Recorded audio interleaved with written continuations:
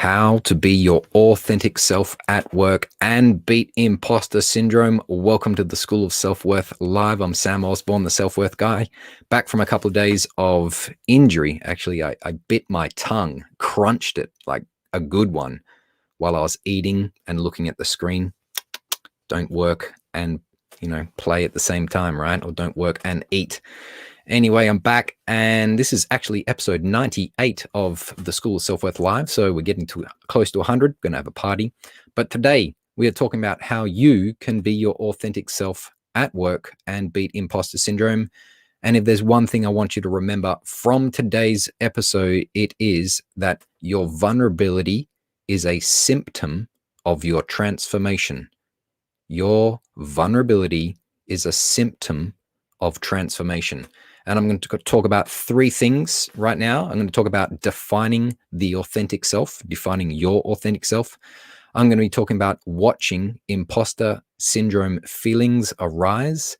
And then I'm going to talk about standing in your vulnerability. Let's rock and roll. All right. So you want to be your authentic self at work and you want to beat imposter syndrome. So remember that your vulnerability is a gateway. It's a sign. It's a part of the process. It's actually the first step to transform and become your authentic self. Okay, it's a symptom of that it's beginning. Now, the first thing I want you to think about is you feel like an imposter at work, or you don't feel like you're being authentic at work. What can you do? Well, the first thing, the very practical thing, is to define your authentic self. Sit down one evening, pen, paper, and just write down, who do you want to be when you are authentic? What do you actually mean by that? What things would you do? What is your behavior like? What are you telling yourself? What's your self-talk like? And what are your beliefs? What are your values? What are your goals? How are you in the world? What's your attitude about yourself? Really define what you actually mean by being authentic. That is a great first thing. It's going to at least give your mind something to chew on and start to create. The second thing I want you to do is to watch imposter feelings arise. Watch the imposter syndrome or the imposter phenomenon feelings arise when they do occur. So go to that place when you're at work and you might be in front of a client, you might be in front of a team member. In my case, as a new teacher years ago, it was parents. You have parent nights, parents come to talk to the teacher about their child. Oh my gosh. And you feel like you don't know anything. You feel that they know that you're faking it, and you just feel horrible, right? And you feel very vulnerable. Had lots of experiences like that. So you choose a moment where you're at work and you know that that is the time, that is the place when I start to feel like an imposter.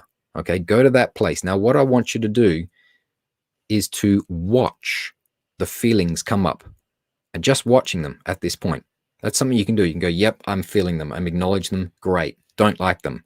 This is actually step one, and probably the only step, of a very powerful meditation called Vipassana. Now, Vipassana essentially is a really beautiful meditation technique that you can do standing up. You don't have to close your eyes. You don't have to breathe in a special way. You don't have to say Om, although saying Om is really kind of fun. But what you do, you can be at work and do this meditation in a second. And it's just watching the emotion come up, watching the thought come up of, I'm an imposter. I don't know my stuff. These people know I'm faking it, or they are going to catch me out at any point. I'm feeling vulnerable. Watch them. You kind of take a little step back from that thought, that self-talk, that emotion. I'm feeling it here. I'm feeling nervous here. I'm feeling some adrenaline coming up, or whatever feeling. Just watch it. Watch those feelings come up and go, yep, okay, there they are. Now, what happens next is that they tend to just drift off. If you just watch them go. Say, see you later, punk. Okay? So watch the feelings come up. That might be a second or two of your life on that day, just to watch them come up. The next thing you do here is what I call standing in your vulnerability. Now, I came up with this because I used to feel quite vulnerable as a teacher in front of parents and also in front of my students. Oh my gosh, there's been plenty of times when I was a new teacher and I felt nervous in front of children and teenagers because they're so scary. But the parents, just as much, when they come and they want to know about their child, you feel like you don't know your stuff, right? Like your degree or your knowledge and all of your experience, is worth nothing, and that someone's going to find out. And so what I did is I joined a public speaking club to see if I could overcome the fear of speaking in front of people. And I noticed that when you're speaking in front of people, it's bloody scary. But there comes a moment, usually right before you're about to get on stage, where you feel the sweats, your mouth is dry, and you don't want to be there. So after doing public speaking for about a year or two, I just thought to myself, I'm just going to stand in that feeling and see what happens. I'm going to call my bluff. I'm going to stand in that vulnerability state and see what happens. And guess what? Nothing happened. People just kind of watched, waited patiently, and I just said, well, I've had a mental blank. And then within a few seconds, I came back. The authentic me just kicked back in. It's by watching your vulnerable self come and go that you transform. It's by defining your authentic self that you at least have somewhere that you're aiming for. Okay. And if you stand in your vulnerability, you are at the climax of being able to transform yourself. Now, you think about a snake for a second. A snake sheds its skin. Okay. It does it all the time. But a snake is most vulnerable when it sheds its skin. And what happens afterwards is it has this beautiful new skin. It's got more vitality, more strength, and it goes about its business.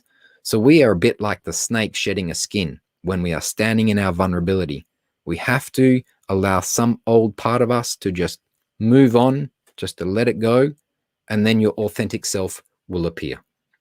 Okay, let's summarize. So, how to be your authentic self at work and beat imposter syndrome. Remember that your vulnerability is a symptom of your transformation.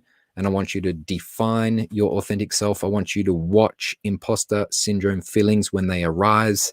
And I want you to stand in your vulnerability. And that is going to help you to be authentic at work. If you've enjoyed this episode, I've got a free gift for you. It's called Crush Imposter Syndrome Forever, the starter kit for bulletproof confidence. And you can get it at samosborne.com/starter kit, or the links above and below, depending where you're watching. And I invite you to join the School of Self-Worth Facebook group. That's the best place to get hold of me and ask your questions.